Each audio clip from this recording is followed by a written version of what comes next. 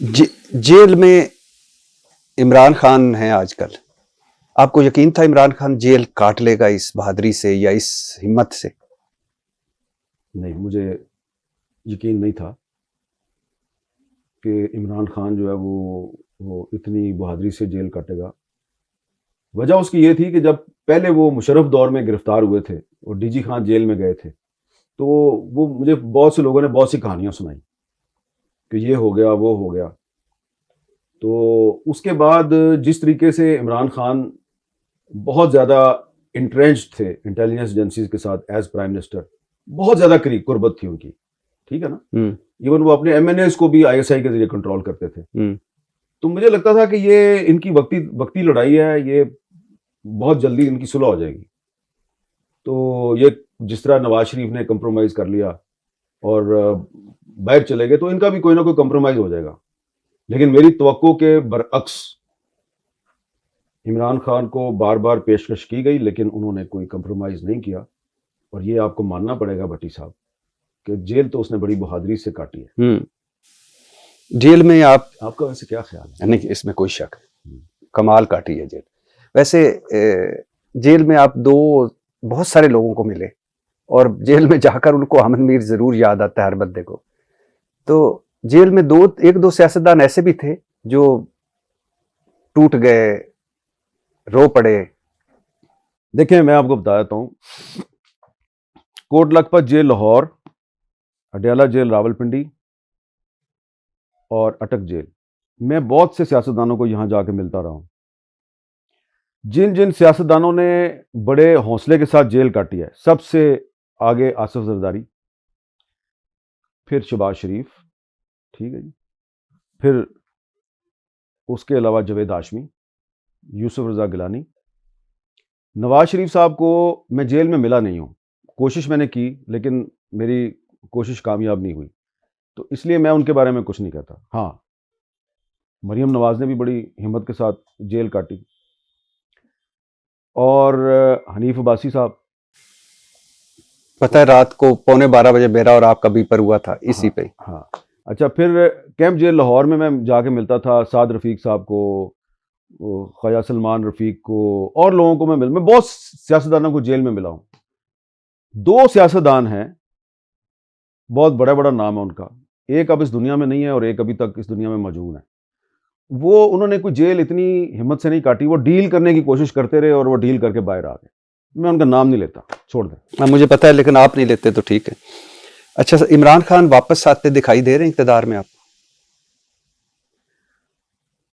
इमरान खान जब भी इक़्तिदार में आते हैं, अगर आते हैं, तो आप भी दुआ करें और मैं भी दुआ करता हूँ कि दोबारा उनसे मेरा मैच ना पड़े, क्योंकि पहले जब वो इक़्तिदार में आए तो उनका हमारे साथ मैच पड़ गया था और हम उनके खिलाफ सड़कों पे आ गए, हम पर पाबंदियाँ लग गई।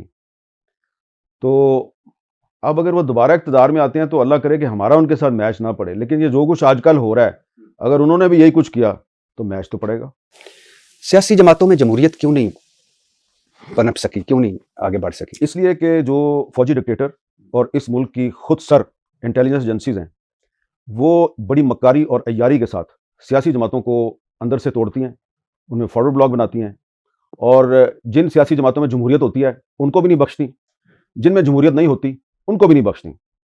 तो ये अगर आपने सारी कहानी पढ़नी है तो असगर खान केस में जो सुप्रीम कोर्ट का फैसला है उसको आप पढ़ें, तो आपको पता चलेगा कि ये हमारी इंटेलिजेंस एजेंसीज जो नेशनल इंटरेस्ट के नाम पे हमेशा आइन तोड़ती हैं, ये सियासतदानों में पैसे तकसीम करती हैं, उनको एक दूसरे से लड़ाती हैं, और जब वो आपस में लड़ते हैं तो फिर मीडिया में अपने जो खास लोग हैं उनके जरिए उनका तमाशा भी लगवाती हैं।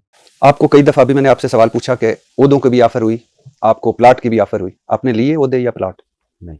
तो ये दूध पीते बच्चे हैं, चूशनी मुंह में डाली हुई है कि इनको कोई आता है और भटका के ले जाता है हाथ पकड़ के, तो फिर वापस आते हैं, इनका कसूर नहीं? अच्छा था हमारा, आपने सवाल भी आपने अच्छा किया है। वो आपका मैं सारी बातें मैं एग्री करता हूँ, लेकिन ये दूध पीते बच्चे आपने समझे तो एक तो अभी मिसाल पैदा होगी ना जिसको मैं पेश कर सकता हूँ। कर दे। इमरान खान के पास भी गए ना बार बार, हाँ, डील लेके गए ना, हाँ, तो नहीं की, इनकार किया ना उसने। हाँ, तो चलो एक मिसाल तो आ गई ना हमारे हाँ, पास। कल का मुझे नहीं पता, हाँ, आज की बात कर रहा हूँ کہ کم از کم وہ ایک مثال تو بن گئی نا پاکستان میں, جتنے بھی آپ اس کے ساتھ اختلاف کر لیں, لیکن ڈیل نہیں کی اس نے, ایک اچھی مثال تو ہے. ہاں, تو اصغر خان کیس کا آپ نے حوالہ دیا, اس میں پیسے لیے تھے نا, نواز شریف صاحب کا بھی نام ہے, جاوید ہاشمی صاحب کا بھی نام ہے, شہباز شریف کا بھی نام ہے. نہیں, شہباز شریف کا نام نہیں, اور وہ یعنی ہر سیاستدان اس وقت کے, جتوئی صاحب تو الطاف حسین صاحب ساروں کا, تو بچے تھے نہیں, تو ان کا قصور ہے نا. ہاں, تھینک یو. ہوں آرام جی. اچھا, چھوٹے چھوٹے سوال. قاضی فائز عیسیٰ کا خیال آتے ہی کوئی فکرہ یا کوئی پہلا خیال کیا آتا ہے؟ لا حول ولا قوت الا باللہ. آصف زرداری, اللہ ان کو صحت دے. Bilawal Bhutto, hope for the best. Maryam Nawaz, dish appointment. Nawaz Sharif, dish appointment. Shahbaz Sharif, big dish appointment. مولانا صاحب, مولانا جو بھی ہے اللہ تعالیٰ اس پہ کرم کرے. عمران خان, ان ایکسپیکٹڈ. سکندر سلطان راجہ. یار کسی اور بندے کا نام ہے یار, کی کرنا ہے. Thank you. اچھا نہیں بس ادھر انٹرویو ختم. نہیں, یہ آپ نے کہاں کی بات کہاں, میں معذرت چاہتا ہوں, اس میں انٹرویو ختم. میں معذرت, یہ نام آپ نے ایسا لیا ہے کہ I am losing my temper. Thank you. نہیں, پلیز سر, پلیز میرے لیے پلیز.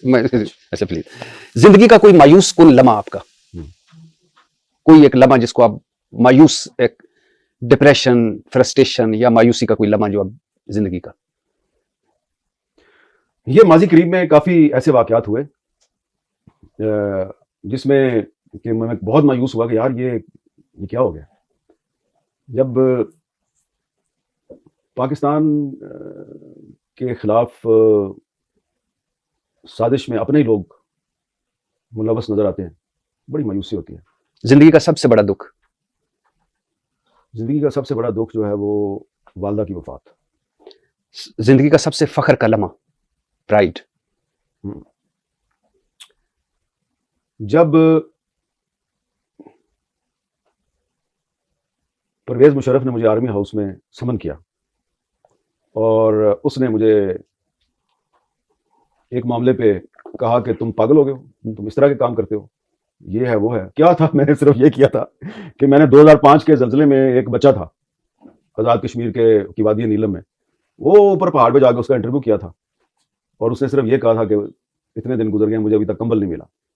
تو اس پر vice chief of the army staff سلیم حیات نے میری انکوائری کی اور انکوائری کر کے اس نے بتایا کہ جی یہ انٹرویو جینوین ہے, یہ جھوٹا انٹرویو نہیں, ٹھیک ہے نا.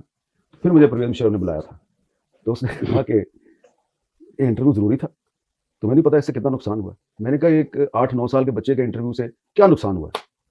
تو میں نے اس کو پھر جس طرح 1990 میں جب مجھے چھتر پڑ رہے تھے نا اغوا کاروں سے, تو میں ان کو کہتا تھا صحافی سے اس کا سورس نہیں پوچھتے. تو میں نے وقت کا جو پریزیڈنٹ آف پاکستان تھا, ملٹری ڈکٹیٹر, اس کو سمجھانے کی کوشش کی صحافی کا کام ہے کہ جو بھی آپ کو کوئی بات بتا رہا ہے, جو اپنا مسئلہ بتا رہا ہے, وہ آپ تک پہنچایا جائے. میں نے کہا آپ نے پھر اس لڑکے کو نہیں بلکہ اس کے پورے گاؤں کو کمبل بھی بھجوائے, گرم جیکٹیں بھی بھجوائی کہ نہیں بھجوائی, ہیلی کاپٹر کے ذریعے. کہتے ہاں بھجوائی. میں نے کہا اس کا مطلب میرا کام صحیح تھا. میں نے کہا ہاں تم صحیح کہتے.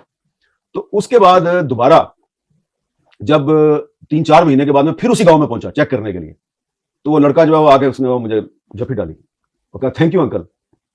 وہ پھر میں نے اس پہ کالم بھی لکھا تھا. تو مجھے اس دن بڑا فخر محسوس ہوا یہ بچہ جو ہے اس نے مجھے تھینک یو کہا. اس کا مطلب ہے کہ وہ جتنی بھی میری بےزتی ہوئی, اور D G I S P R general شوکت سلطان جو ہے اس نے میرے خلاف پی ٹی وی میں کہا یہ اینٹی اسٹیٹ ایلیمنٹ ہے, وہ سارے جو مجھ پہ غداری کے الزامات تھے وہ ایک طرف, اور ایک بچے کا تھینک یو ایک طرف. آپ ویسے کیوں کسی خاتون سے آج تک آپ کا کوئی اسکینڈل نہیں بنا؟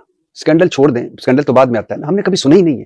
نہیں, یہ آپ بات غلط کہہ رہے ہیں. یہ جو حکومت ہے نا مسلم لیگ نون کی, یہ مسلم لیگ نون کی حکومت کے جو سوشل میڈیا پہ فیک نیوز پھیلانے والے ہرکارے ہیں وہ لگاتے رہتے ہیں میرے پہ الزام. ابھی پچھلے دنوں بھی لگایا. ایک ٹویٹر اکاؤنٹ جس پہ نواز شریف کی اور مریم نواز کی تصویر لگی ہوئی ہے, وہاں سے میرے پہ الزام لگایا گیا کہ حامد میر جو ہے وہ اپنے دفتر کی جو خواتین کولیگز ہیں وہ ان کے ساتھ فلرٹ کرتا ہے. تو مجھے کسی نے بھجوایا, تو میں نے نا وہ اسکرین شاٹ بھیجا نون لیگ کے کچھ لوگوں کو, انہوں نے مجھ سے سوری کر لی. میں نے کہا یار یہ ہمارے کنٹرول میں نہیں ہے اور مریم کو ہم سمجھا نہیں سکتے.